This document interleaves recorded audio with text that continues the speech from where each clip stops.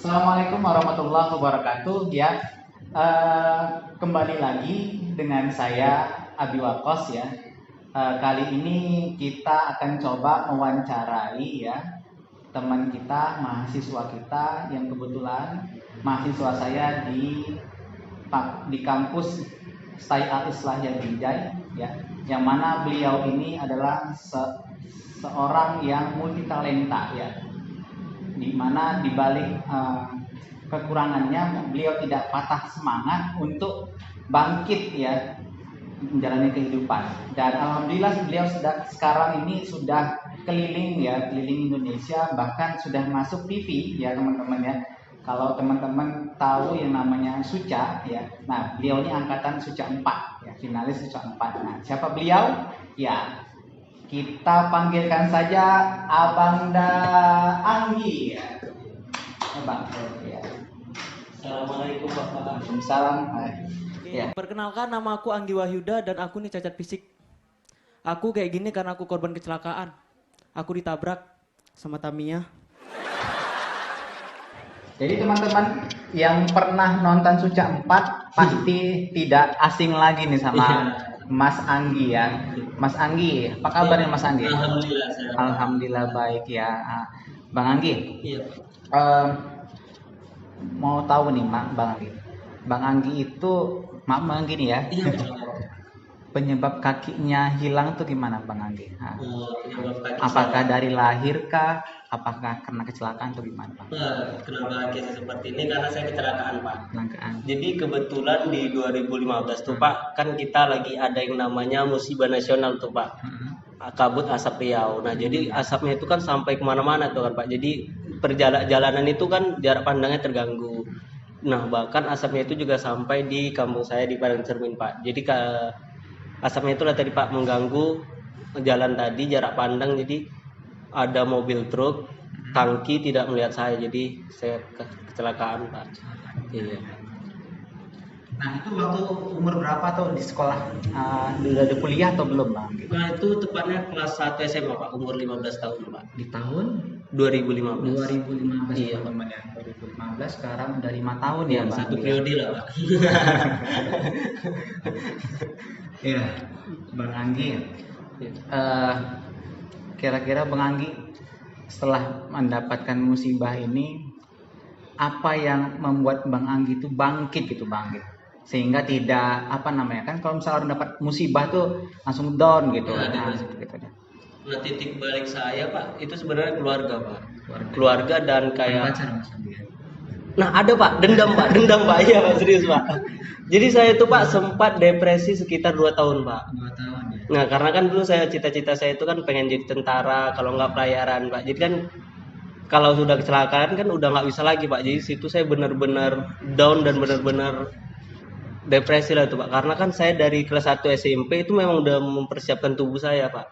Udah latihan terus gitu Pak. Bahkan tiap pagi saya bangun jam 5, saya jogging ke masjid gitu kan Pak, sholat, habis itu ya jogging lagi gitu Pak. Dan sore berenang selama 3 tahun itu Pak. Tapi ya pas mau masuk SMA gitu kecelakaan tuh Pak pas SMA. Iya Pak. Itu 2 tahun saya depresi itu Pak.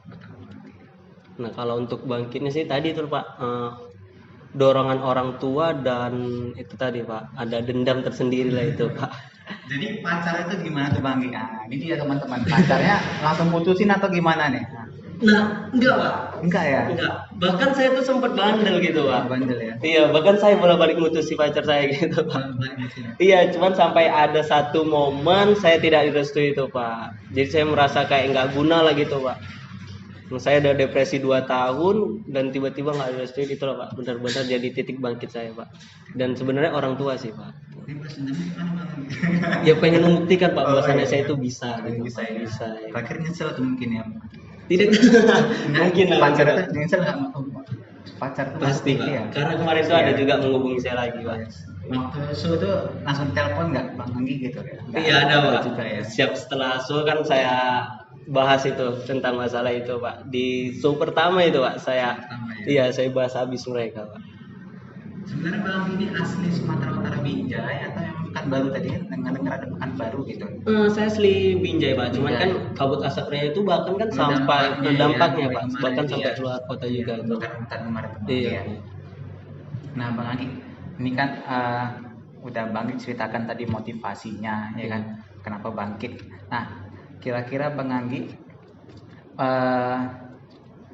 pesan moral nih buat teman-teman yang kadang-kadang kan banyak teman-teman itu yang tidak hanya mungkin musibah ataupun putus pacar tuh udah down atau apa gitu. Gimana cara membangkitkan PD lagi gitu Bang Anggi? Pesannya gimana Bang Anggi?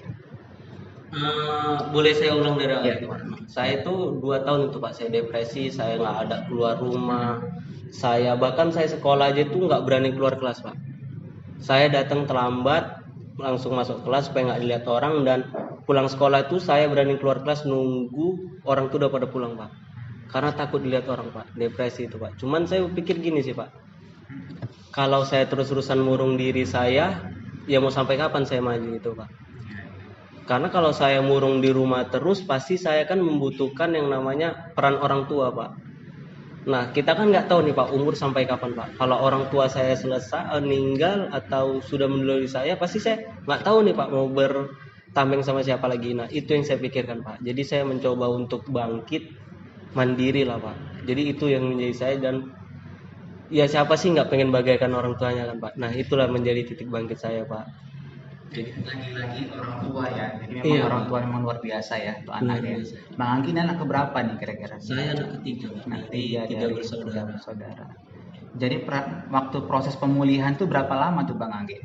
Pemulihan itu sebenarnya cuma 6 bulan Pak. Cuman mental tadi Pak yang Jadi lama. memang dokter harus memutuskan untuk diamputasi ya.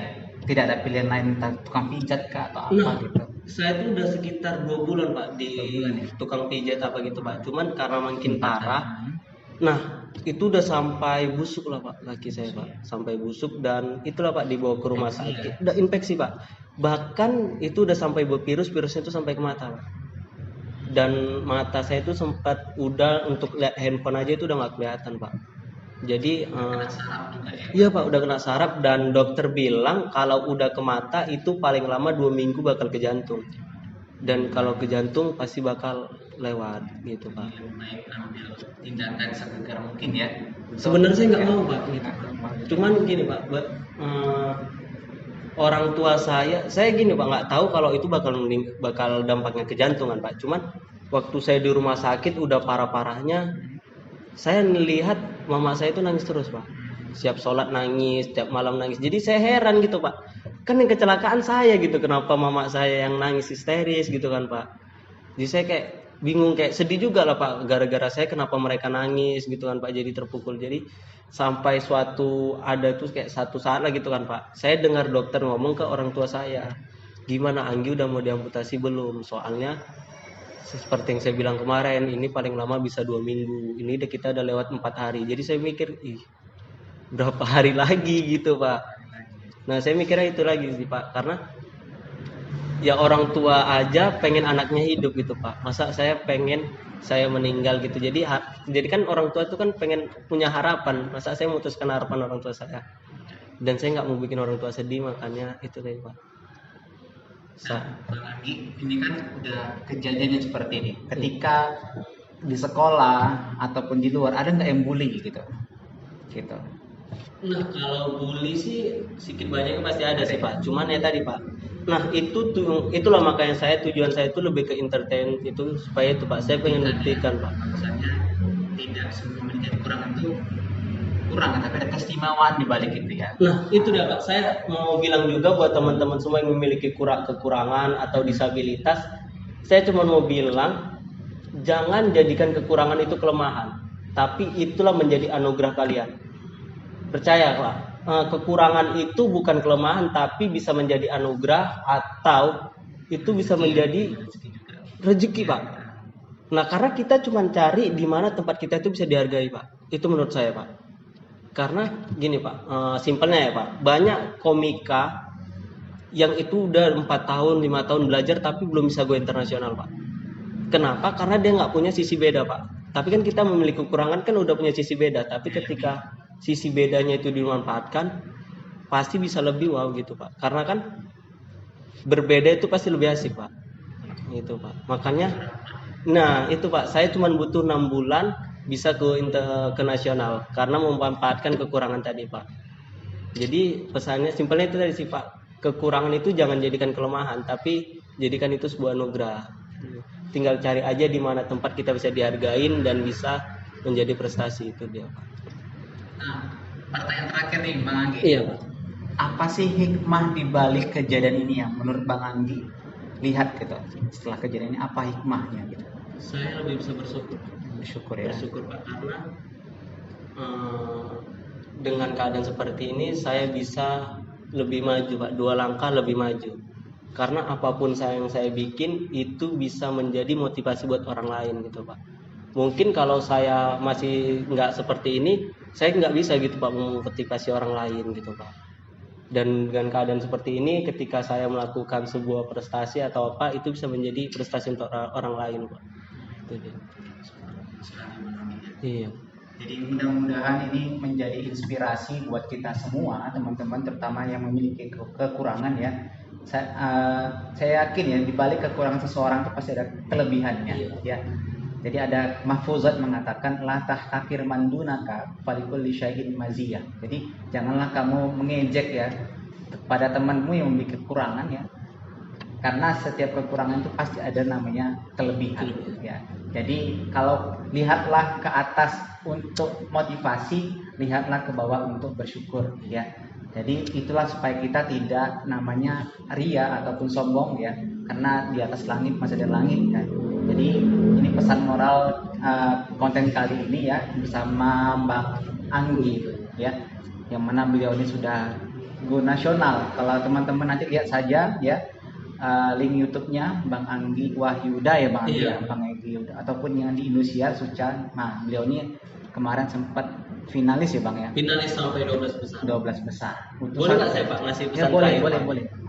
Jadi buat teman-teman semua yang ada di rumah, jangan pernah takut dengan kekurangan, karena sukses itu bukan milik orang yang kaya atau milik orang yang sempurna, tapi sukses itu adalah milik orang yang mau berusaha.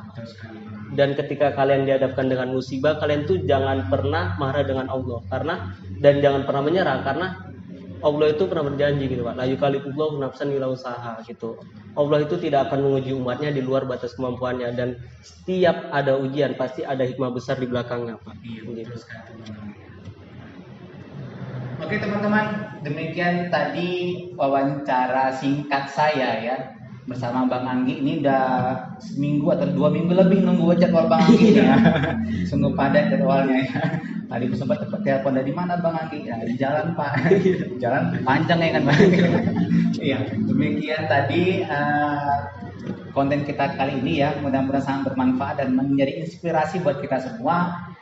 Saya Abi Waqqas dan ini Bang Anggi Wahyuda. Terima kasih. Assalamualaikum warahmatullahi wabarakatuh. Sampai jumpa di lain kesempatan.